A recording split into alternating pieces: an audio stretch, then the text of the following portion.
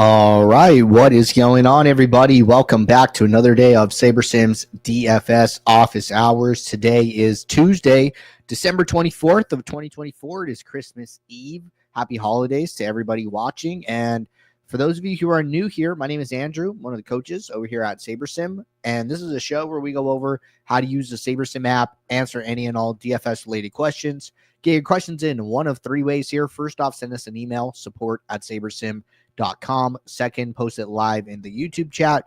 Third way, post it in the office hours channel in our Discord server. If you're not in our Discord and want to get access to that channel, there is a link in the description of this video. You also get access to our similar channels, individual sport channels, and you get access to the rest of the SaberSim teams. Can't say enough good things about the Discord. But with that said, we do this show Monday through Friday, 4 p.m. Eastern, and then we do this show on Saturdays, typically at 12:30 p.m. Eastern.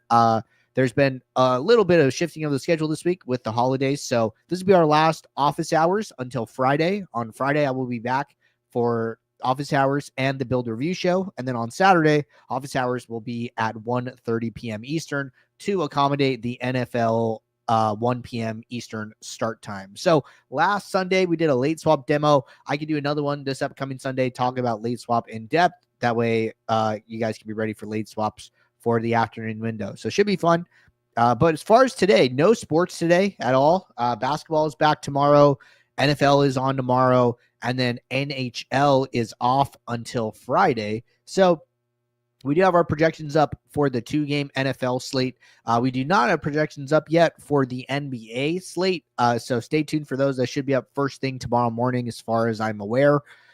But we do still have some questions here. So happy to knock these out. We could talk about the 2-game upcoming slate here. So while we hit this first question, I'm just going to kick off some lineups, let those run.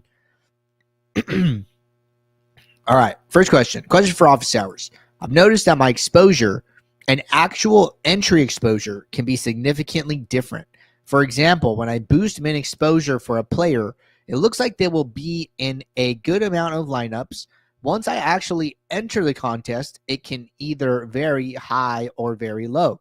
What would you recommend for me to actually get the 18% exposure? Okay, so this seems like a bit of a question kind of around the way there's two things to consider here. Direct fill and autofill, or rank method and unique rank method. Okay, and we're going to talk about both of those. So I don't have any contests here for the 2-gamer. What can we do? I'll just make the most of this. Or you know what? Let me just enter a couple contests real quick. I haven't entered yet. I tried to enter for this 2-game upcoming slate, and I accidentally messed up and entered all of my contests for the KC Pittsburgh showdown. So I ended up like way overexposed to this contest than I wanted to be, and I was meaning to enter this 2-game slate. So I actually messed up there. Let's see. All right.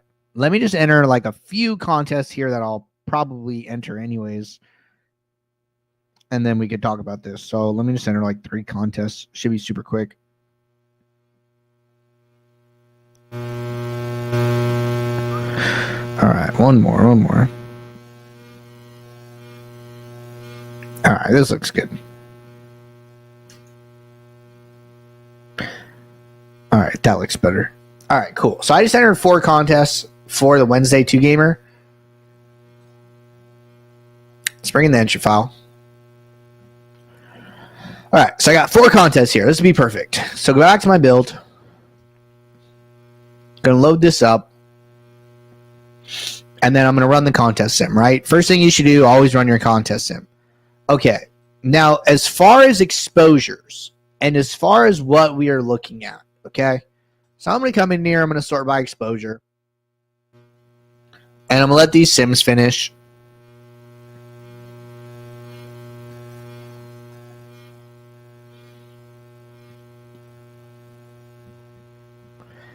Two contest sims done. Waiting for the last 2. 3. And 4. All right, cool. Lineups are loading. Sorting metric switches to ROI. so far so good, right? And we're just waiting for lineups to load. All right, lineups are loaded. Okay, cool. So right now, at this very moment, the exposures I'm looking at are based off of the lineups that are shown right here. Okay? This is because I'm in direct fill. In direct fill, what happens is you see your exposures, you see your lineups. These lineups,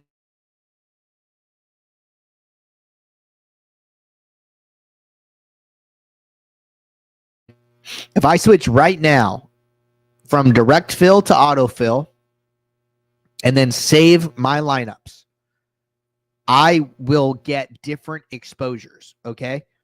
And the reason when I go from direct fill to autofill and then I click save and save these is first off, because right now the lineups are being sorted by, you can see it down here in the summary stat. And let me just pop it right here. Okay, average of selected contests, and it gives you a number. What the builder is doing is it's looking at how many contests are checked in this list, and it's saying, hey, we are going to use an ROI average across the 4 contests. That average comes out to 237.2. In autofill, however, what happens in autofill? When you click save, even though all the contests are checked, the builder goes in, unchecks them all, checks one,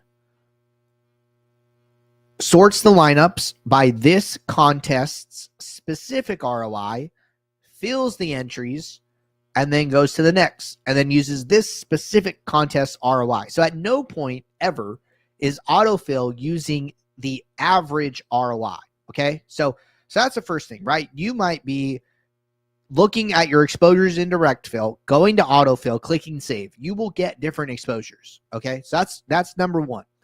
Number two could be that you're using rank fill, right? So right now, I have 4 contests of 150 and 320 maxes. That is 210 unique lineups or unique entries. I'm on rank right now. So even though I'm seeing my exposures, even though I'm in direct, because I'm using rank fill, my exposures will be different because I'm going to use lineups more than once. So I could actually demo this one. So I'm going to click save right now. I'm in rank fill 150. My exposure in equal Collins 89%, Warren 64, Henry 60, right? Well, if I scroll over, did it fill all of these? So it looks the same, but it shouldn't be exactly the same.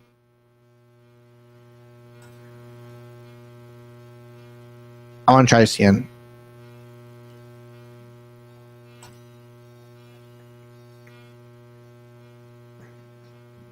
Only way this would happen is if these exposures were... Okay, let's try this. Let's go to unique rank. I want to try this. So lineups are going to update to 210, right? That's expected. Okay, the exposures match. Check.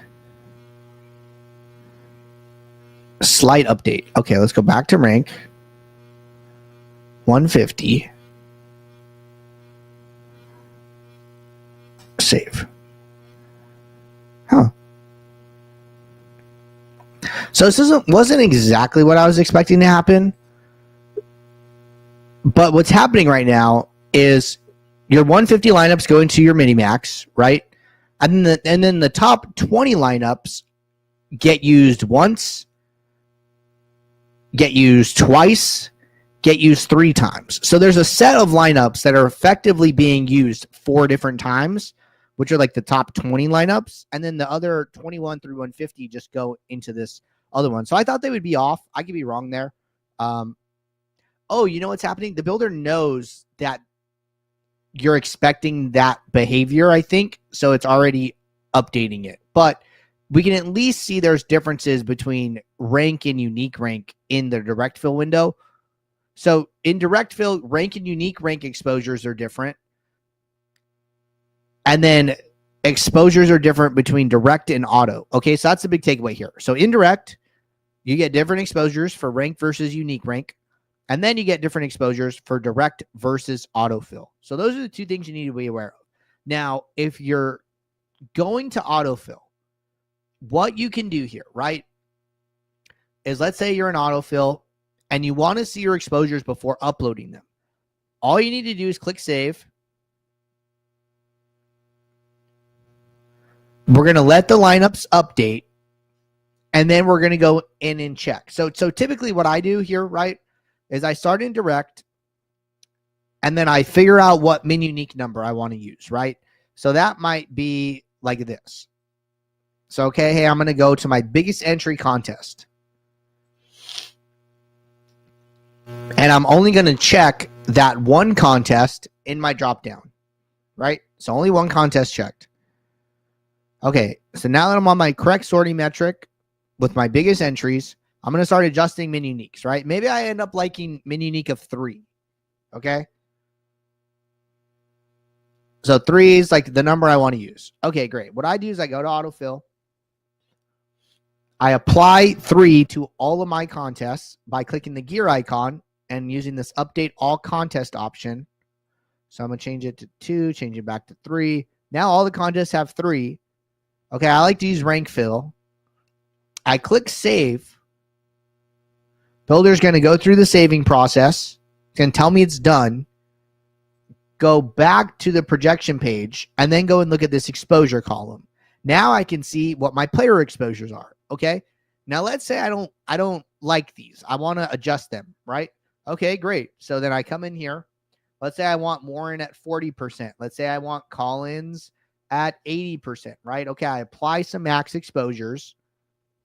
What I need to do now is I need to go back to the autofill and I need to click save again. When I click save again, it's going to apply these updates. And then look, now exposure to Collins, 80.2. Exposure to Warren, 41.3. Are they slightly off? Yeah, but they are a lot closer than they were previously, right? Warren went from like 60 to 41. Collins went from 91 to 80. So always remember, make your adjustments, click save, go back and verify. You can do this as many times as you want, right? You can save over and over again. Saving doesn't mean you're tied to these lineups. You know, you go and adjust them again, you resave. You go and adjust them again, you resave. So I hope that helps. Just remember the differences between direct and auto. Remember the differences between rank and unique rank. And then understand you can save, verify until you're happy with your set of lineups. All right. Good stuff there. Next quote.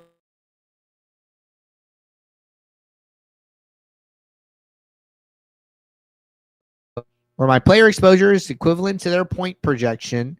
Have you seen anything about this? I'm just okay. This is 2 different questions. So I'm almost positive that like this wouldn't work, because effectively like the way that ownership works, right, is like we calculate how many roster positions there are and like how much ownership is available on the slate, and then we like sum that, right? So it's kind of like player minutes, right? Like assume we're talking about NBA minutes, right? Well, like on a team, so there are 5 starters, and then there can be 5 players on the court at a given time, right? And then there are 12 minutes per quarter. So that's 60 minutes per quarter times 4 quarters, right? 240 minutes.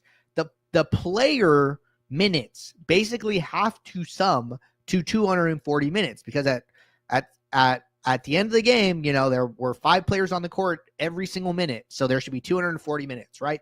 Ownership is kind of the same way. Like we are summing up positions and then ownership, right? So like if it were how many players are in this lineup? So at NFL DK lineup, 1, 2, 3, 4, 5, 6, 7, 8.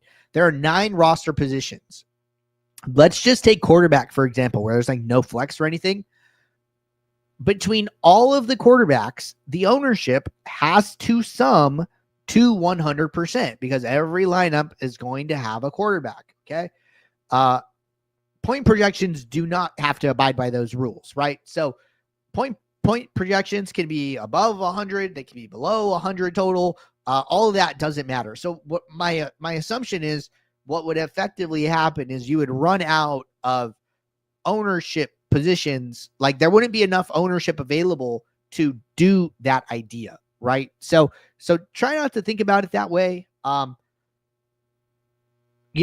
you could do is, what I would probably recommend is increasing your min uniques until your leverage is like really, really flat. So here at like 1 unique, right, I have like some double digit leverage. When I start to increase this, typically your leverages go down.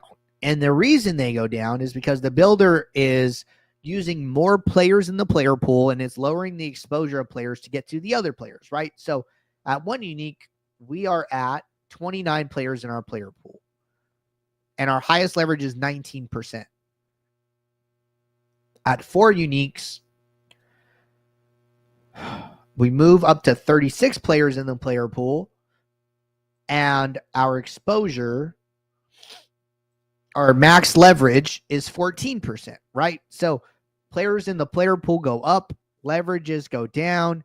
We could obviously continue to increase this as needed. It will also depend on how many lineups you need. I wanted to uncheck the 150. It's like if I'm doing this with 20 lineups, it might be a little bit easier. It's also a small slate, right? So if it's like a big NFL slate, probably a little bit easier to do this. But those would be the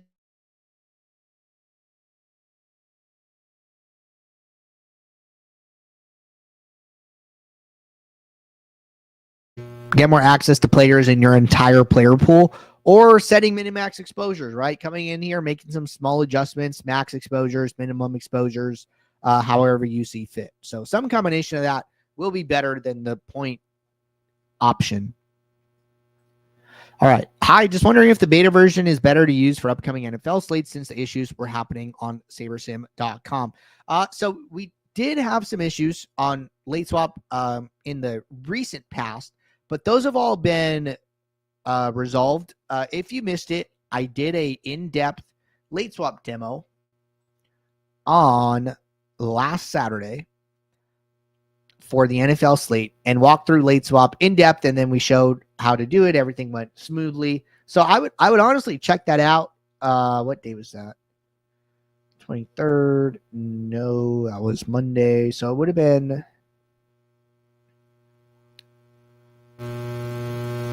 have been this one. All right. So I'm on our YouTube real quick, grabbing this link. It is this video. And in the videos, in case you guys didn't know, in the descriptions, there are like timestamps of all the questions. So it's going to be at this like 32-minute mark. Is this the right one? December 21st. Yeah, that's the right one. Let me turn this volume off so we don't get feedback. I think it was at like the 27-minute mark. So I'll find it. I'll find the link here and I'll post it in the office hours channel. But Saturday's office hours, basically toward the end here, it was this: how do you approach a multi-day football slate compared to a standard main slate? In this one, we did a late swap demo, went in depth, talked about all the different options, how they work, applies, don't applies, saves, all that kind of stuff. So I'll find that video and I'll post it. And actually, I did post it for somebody because there was somebody in particular who was asking about late swap, and they said they really liked it. So that was great. So let me see if I find that real quick. All right.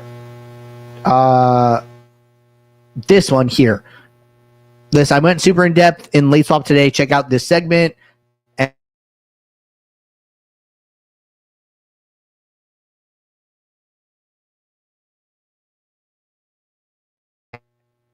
And I will just post this link in the YouTube chat in case anybody wants to check it out. Boom, found the link I was looking for. Okay, cool. Looks like we have another question here, which I will carry over.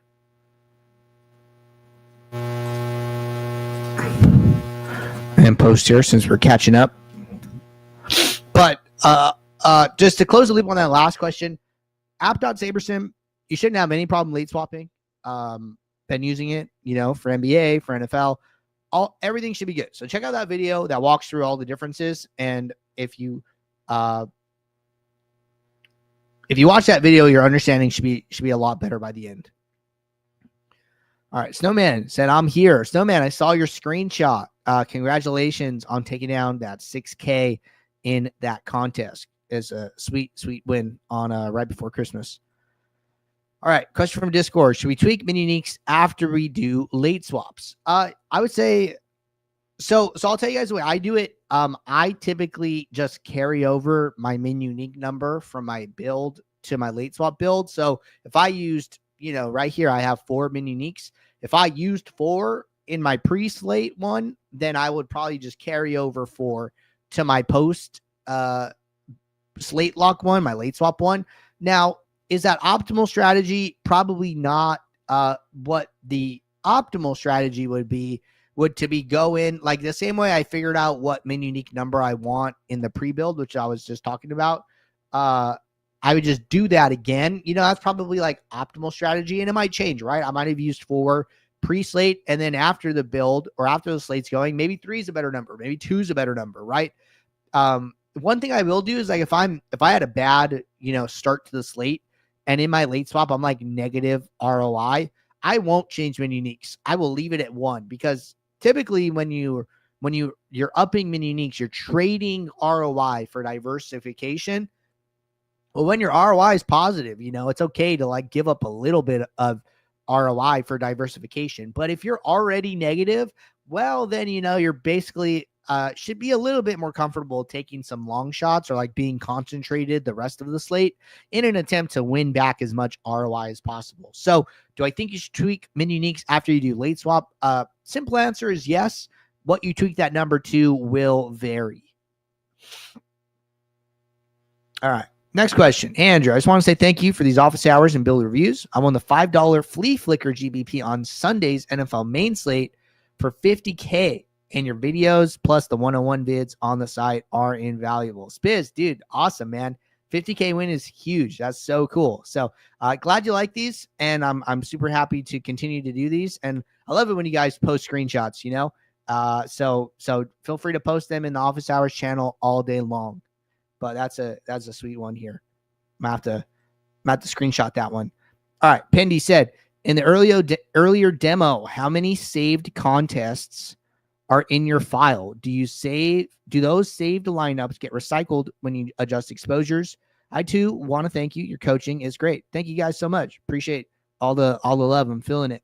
All right. So in the demo we were doing, I have 4 contests in here, right? I can see them all in the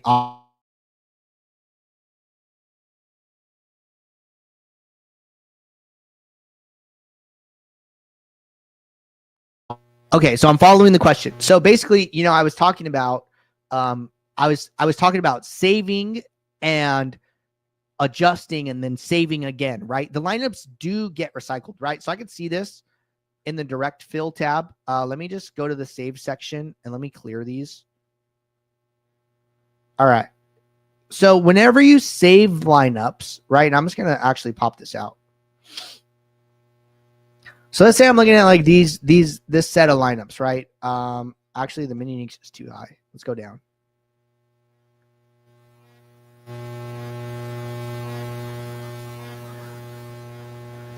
All right, so I'm just waiting for this update. So let's just do 20 lineups, right? I'm doing these 20, and I'm going to click save, right? Okay, well, let's say I go and I look at this, right? You know what? Maybe I decide that I only want to use 2 min uniques instead of 3, right? So I'm going to click save again. Okay, so notice there are now 27 lineups in saved. So basically, once a lineup gets saved, it stays in saved. However, I didn't get a fresh 20. I used 13 of the original 20, and then the builder put in a new 7. So moving my min uniques from 3 to 2 caused it to use 7 different lineups, The lineups that it replaced don't come out of saved. They stay there, but basically all of the lineups in the saved can be used again. They're still available to be used again. Maybe a good test for us to do. I just want to test this real quick. So this is rank fill, right? So let's go to unique rank. I want to see how it behaves here. All right. So we're going to do the same exact demo, but we're going to do it in unique rank. So let's say I'm going to use 2 uniques in my 20. I'm using unique rank. I'm going to click save. Okay. Well, now let's say I go to 3 uniques. Instead, I like this better.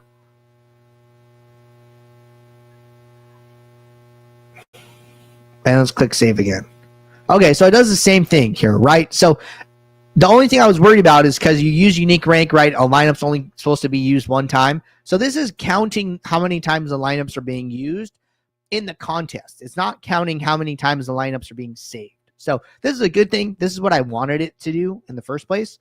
This is all good. So saved lineups can be recycled. Okay, so that's the key here. But good question. All right. Does ROI change if I do unique random or rank compared to unique rank? So ROI will change depending if you are using rank or one of the 2 unique methods. And the reason for that, okay, so let's clear the saved. And let's go back to my lineups. I didn't mean to do that. All right, let's select all the contests. Clear saved. Go back to my lineups. All right, so we have 210 lineups, right? Because we're on unique rank. So unique rank and unique random both will make sure that every lineup gets used 1 time unless there's not enough lineups, okay? The difference between the 2 is that in unique rank, the lineups, the top 150 go into the first contest. The following 20, 151 through 170 go into 2, 171 through 190 go into 3, etc. here, right?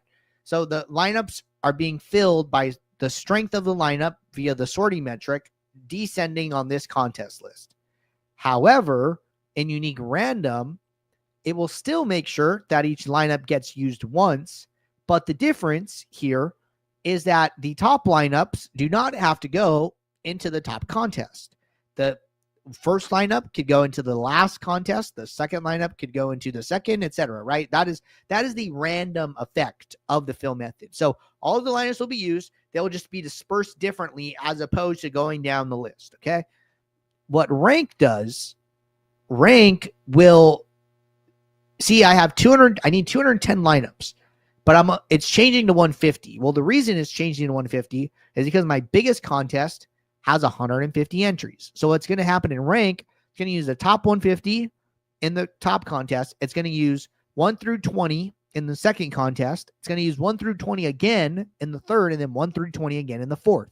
So the top 20 lineups get used 4 times.